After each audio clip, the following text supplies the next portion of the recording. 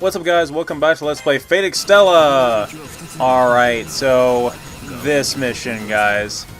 Full disclosure here, this mission is the bane of my existence. This mission actually was the last mission that I played on the Japanese Vita version before the American version came out. The thing is, I didn't really know that the story was still continuing in this route. I thought it was like a New Game Plus or something like that. I really didn't know what was going on because the Japanese version didn't know what's going on with the story. So I had pretty much considered the game beaten after Altera's route. Little did I know just how important this fourth and final arc is to the story, and hopefully you guys will appreciate it just as much as I do. But yeah, I didn't play all the way through this fourth and final route until the English version of the game came out, which is quite a shame because it is fantastic. I'm not opposed to going back and finishing it on the Vita version, but on specifically the Japanese Vita version. But the fact being that now that I know the objectives for finishing these missions, it's going to make a world of difference. So this is our last stand against Tamamo's army, the last time we're going to be fighting these guys before the end of the game.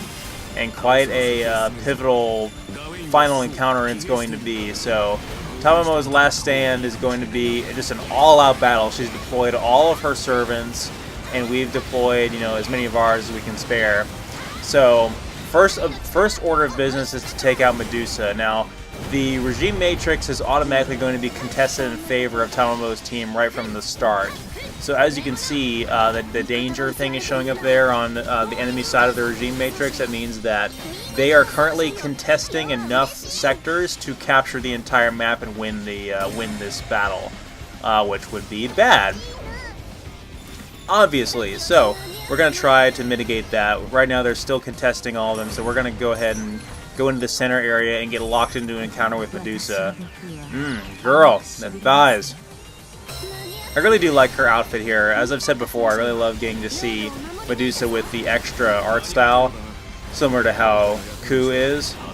So, really nice getting to see what she looks like there. Of course, like I said, Nero is so obscenely overpowered at this point that much of these servants are not going to stand much of a chance against us. The difficulty is just getting all of them to appear.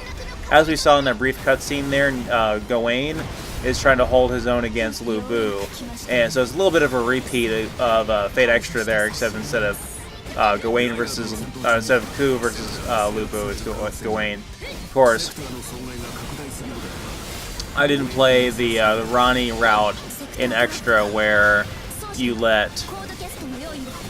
have to fight. Actually, yeah, because I played the Rin route, we do have to fight Lu Bu. Instead of, if I had picked the Rani route, we'd have to fight Ku. Because you basically pick the person whose side you pick, their servant gets destroyed. So I completely mess up right here and fail to use my fire resistance that I totally have to absorb that sector trap, which is what you're intended to do. A lot of people will look over that. In fact, some of the people on the panel, if you guys watch the MomoCon panel, which I'll be uploading my coverage of that very soon, James was complaining. He's like, the sector traps are overpowered, blah, blah, blah. I'm like, they are not. Get good. They're actually very easy to deal with if you have resistance to whatever element they are. Now, you're never really going to know to plan for that unless you sit there and actually go to that particular map on the... if you look at that map in the mission select screen and see what kind of sector traps are on there and then go back and adjust your setup accordingly, you could plan for it that way. 9 out of 10 times it seems like you're just going to take that hit and just heal up afterward, which is really not efficient at all. Again, I do feel like the sector traps are poorly designed, but they do give you a pretty simple answer to it. It's not something that you really have to worry about all that much. So, as you saw there, Medusa fled the sector. So, unfortunately, we're going to have to go meet up with Gawain and Karna. Karnas are going to be our next opponent. We should be able to take him out pretty easily. We've evened the odds a little bit, but we still have to complete the regime matrix. Again, this late in the game, the enemy team is going to start throwing out these big aggressors at you left and right. We're technically early on in this campaign, but because this one is sort of like a New Game Plus sort of style, it's going to start throwing out these guys right away. So we do have to be prepared for that. Alright. So we captured that sector. It was only worth 2 points. When we transition into this sector here, we're going to run into Karna, who is going to be worth 3 points all in and of himself. Hopefully we'll be able to buy Gawain some time, so we're going to change into our Regalia form using the Moon Crux, and we're going to take him out. So I've commented on Karna a little bit. This is the last time we're going to fight him. I'm hoping to see a lot more of Karna when the Fate Apocrypha anime comes out in, I believe it was going to air a month or two from now. It's very soon, so we're already into June of this year. This year has gone by so fast, and this Let's Play has been consistently being worked on the whole year, so this really has been quite the endeavor, but I've had a lot of fun with this. So, yeah, we're taking out Karna. Karna in Apocrypha is on the Black faction. He is the Lancer of Black, and one of the most powerful servants on the Black faction, I feel like. I mean, Siegfried is okay, but he has that. Siegfried is very powerful, I should say, but he has that one weak spot. And then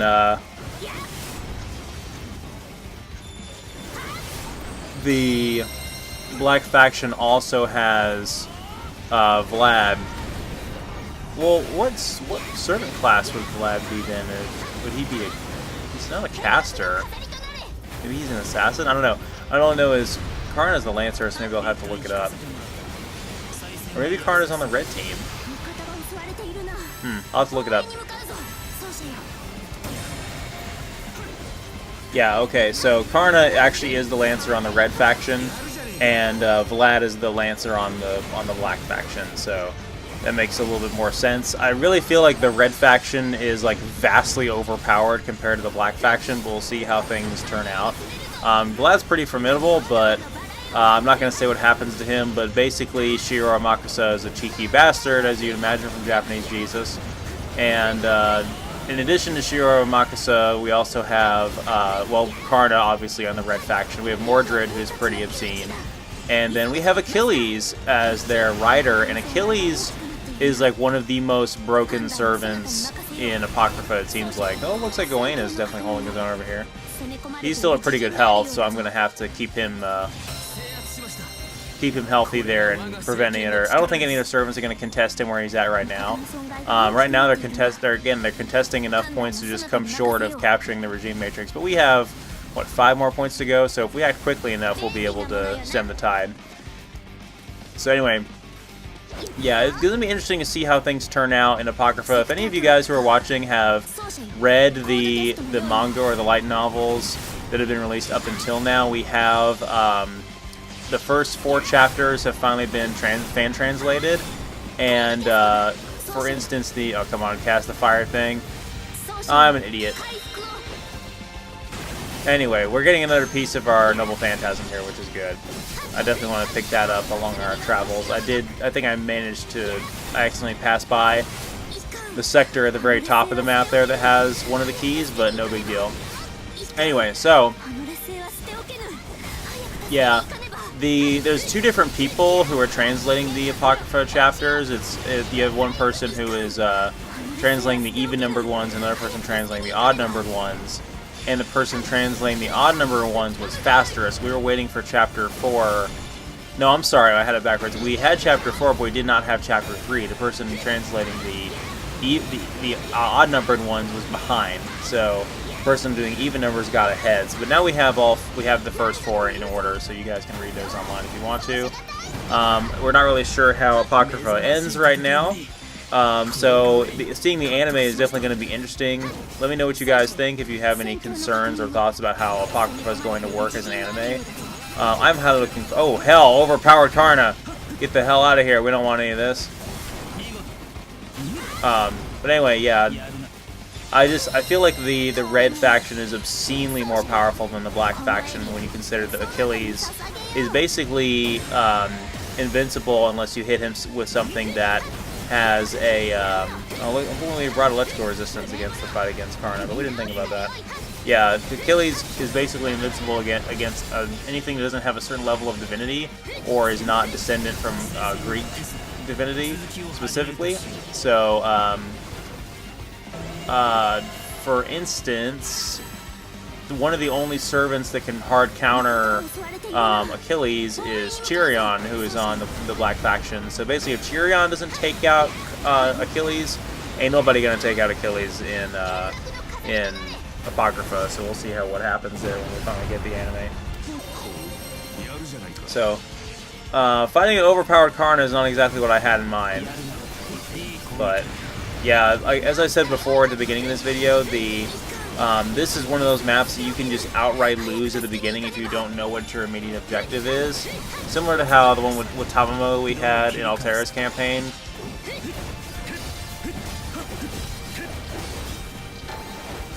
At least I actually feel like blocking the bosses in this game, unlike some Muso games where I just feel like hacking indefinitely and don't really analyze the boss's movements and that kind of thing.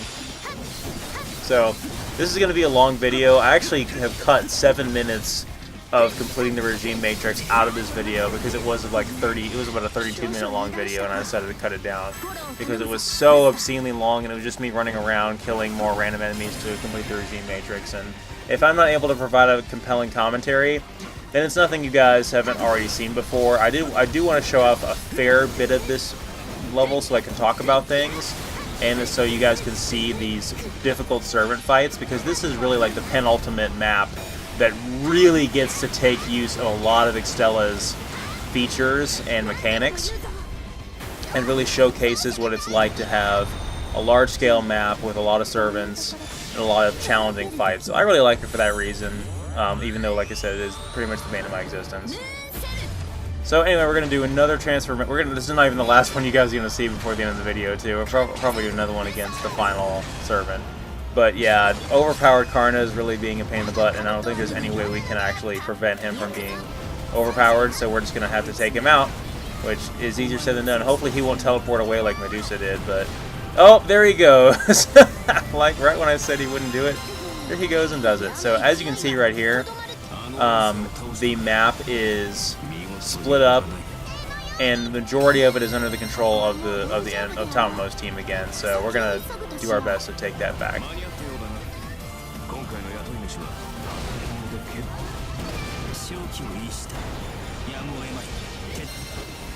Okay, so fast forward a little bit after clearing out a couple sectors, so we're back on track to completing the regime matrix. We're almost there. I have to go for these higher value sectors, but the crappy part about this map is that there really aren't that many that are high value, and the 2 that are, we've already captured those. So we just need 3 more points, and we'll be good. The downside of that is that means 3 sectors, because the only sectors that are remaining are worth 1 point each. But anyway, as far as the other Muso games go that I'm wanting to Let's Play, Dragon Quest Heroes, I know I keep talking about Dragon Quest Heroes between this Let's Play and the Bossra 2 Heroes 1, but Dragon Quest Heroes has been such a long game. Like, I'm at the 20-hour mark right now, and I'm just coming up on the final level, pretty much. I'm like, this game probably should have ended a couple of hours ago. It's honestly a little too long, but I am enjoying it. I'm still loving the game. I still want to do the Let's Play, but it may not be within this year. We'll see. I may decide to do the Berserker and the Band of the Hawk game first, before Dragon Quest Heroes, only because to have any other Let's Play going on side by side with Dragon Quest Heroes is going to be difficult, because I'm probably going to have like several hundred gigabytes worth of footage on my computer any given time for that game, and I don't really want that.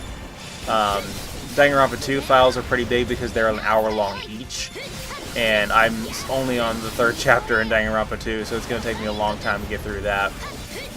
At MomoCon, which was last weekend when we had the Type Moon Universe fan panel and a very successful Type Moon cosplay photo shoot. If any of you guys, I've already commented on that a little bit, but if any of you guys are Type Moon cosplayers or go to conventions in Georgia, definitely let me know. I am, again, the one that co-hosts the Type Moon Universe fan panel, and I'm the one that basically organizes the Fate-related cosplay photo shoots for the Georgia Anime Convention. So again, let me know if you guys want to participate in that, if any of you who are watching are fans of that. But anyway, I didn't actually buy anything Fate-related in the Dio's Room or the Artist Alley at this con. I just had, my birthday is actually this weekend, and I just had a friend give me the Jeanne d'Arc statue that came out, the kind of cheaper one, and she's pretty nice. I like that. But one thing I did see on the subject of Dragon Quest Heroes in the dealer's room is I saw that Dragon Quest Heroes in Japan had a PS3 version, and I actually did not know that. I thought that it was made for the PS4, and I was actually completely wrong in that regard. So I'm actually kind of curious to pick that up. I'm sure the PS4 version is better, and obviously the PS4 version is the one that we got localized, but who knows, maybe there'll be some changes and some things like that. So, but I'm obviously a glutton for punishment and a Dragon Quest collector, so that's definitely something to factor in. But yeah, I didn't realize that. Also wonder if it's going to be on the if there's a Japanese Vita version of the first game. There's a Japanese Vita version of the second game. The second game is on the Vita and the PS4, and in Japan right now there is a version of Dragon Quest Heroes on the Switch that is a combo pack with 1 and 2 on the Switch, which is pretty cool. That's got to be like, 40 to 60 hours of content right there. That's a pretty good collection if you ask me. And I'm glad that they're wasting absolutely no time getting these types of Muso games on the Switch. So, because we do have the Extella version of Extella coming out for the Switch soon as well. So, in terms of gameplay for Nero, if you guys never watched my Nero campaign parts of the Let's Play, which is unlikely considering those videos have way more views than the more recent ones that I've uploaded. But if you haven't watched those, then you may be a little bit... I haven't talked about Nero's combat very much in the Golden Poem arc so far, because I've already talked about it in the original Flame Poem arc, so... but I'll talk about it a little bit. So obviously if you hit square twice and hit triangle, you'll do the side-to-side sweeping attack. Again, I'm an idiot and didn't just use the fire resistance, but apparently I'll learn about that as we go here. Again, this was recorded before I did the side stories, so I don't think I actually knew that at the time of recording this. So, a little bit of behind the scenes there for you guys. Anyway, if you do it 3 times, if you hit square 3 times and hit triangle, you'll swing out her shield like that, which is a good way to clear out small enemies to increase your gauges to fill up for the aggressors to spawn. If you do it 4 times, she'll do the spinning attack, which you can follow up. I love to do that into a jump and then hit triangle downward to do a ground pound attack. That's my favorite combo to do with her. If you do it, 4 times? So 5 times, you will do the almost like Excalibur wave of energy type of thing. And then you can even do it yet another time, and you'll do a ground pound, like Red Rose explosion type attack, which I demonstrated shortly, like just a few minutes ago. And hopefully I can do it another couple of times to show it off. It's one of the moves for Nero that I really have not gotten to use a whole lot, but it is quite powerful, and it hits fast. It's really quite nice. Okay, so there's a sector way over here at the very end that is worth 4 points that got contested by the enemy somewhere in that mess. So we're just going to go ahead and take that over again. I'm not wasting any time. I'm going to go ahead and use my Moon Drive to take it over, or Moon Crux rather. Use the Regalia form change and wreck everything. So that you can definitely tell we're in the end game when I use the Regalia like 3 times in the same map. And I'm mainly just doing this so I can deal an obscene amount of damage to these aggressors that have spawned and capture this map before any of the other maps that are sectors that are being contested right now are taken over by the enemy, because I do not want that to happen. If I can capture this one before any of the other ones are captured by the enemy, then I can finally put it... Damn it, like, right as I'm talking about that, another one gets captured. That's why this particular level is the bane of my existence, because you're constantly playing this cat and mouse back and forth chicken game, where you're constantly struggling to contest these sectors from each other, and it's really aggravating. In fact, right here I'm going to clear out the enemies that are contesting this sector right here, because I don't want to... I can easily capture the Regime Matrix if I go for the one that's worth 2 there, the big one that we just lost. But if I lose this one in the process, I'll have to start all over again. It's really aggravating. So there's a lot of micromanagement with Extella and being able to capture the maps. And I feel like that is just smart design when you compare it to most other Muso games that don't punish you for fucking around indefinitely for as long as you want. Whereas, you know, certain other games that let you just run around on the horse and kill things forever, which is one of the reasons why some of those other Musou games get repetitive and boring, is because there's not as much compulsion for you to get to the objective. There's not as much reward in the gradual progression, and you know, the maps just don't feel as intuitive and interactive. Which Extella does all those things very well, and I'm actually very happy with what Marvelous did on the design for Extella's gameplay. Again, one of the guys on the panel made the comment, he's like, oh, Overwatch players need to play Extella so they can learn to get to the objective. And I'm like, well, I mean, that's a fair point, but you just compared Overwatch players to people that play real games.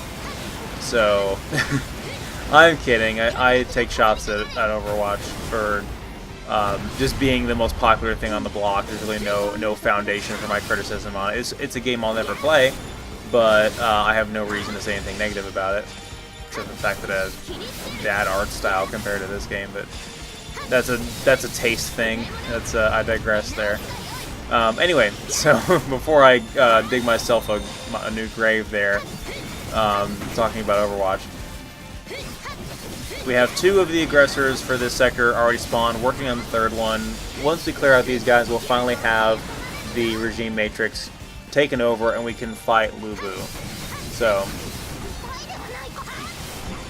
and I know I've made this comment before, but it's like we are playing a Dynasty Warriors game after all, because Lubu.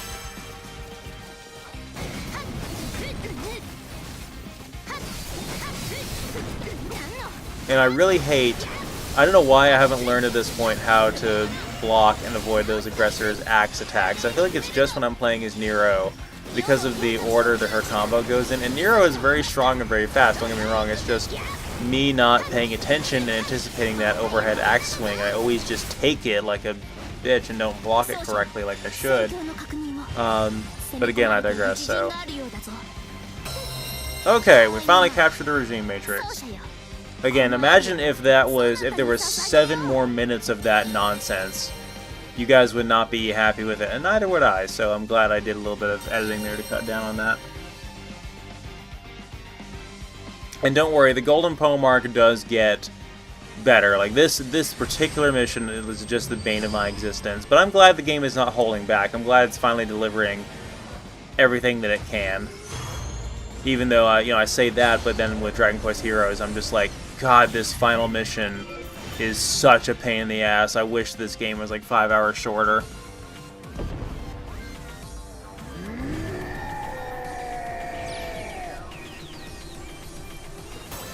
Alright, time for a boss battle against Lubu, the Berserker.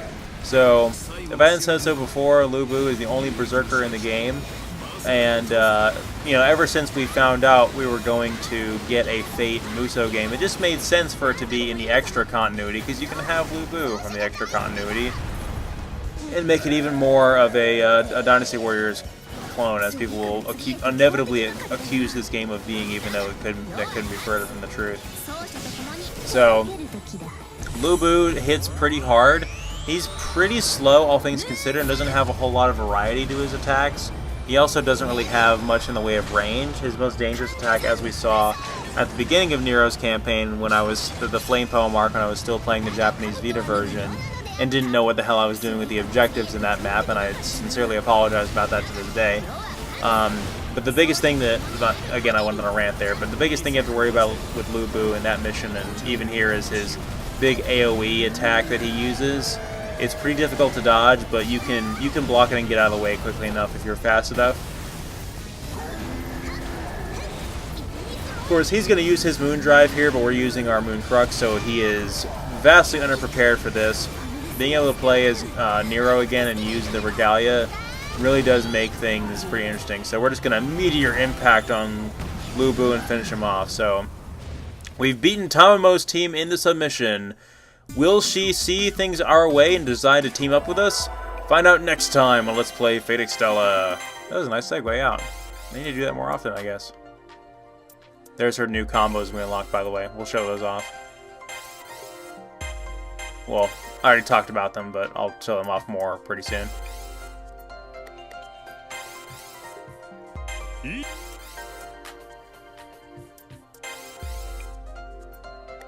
疲れ様でした。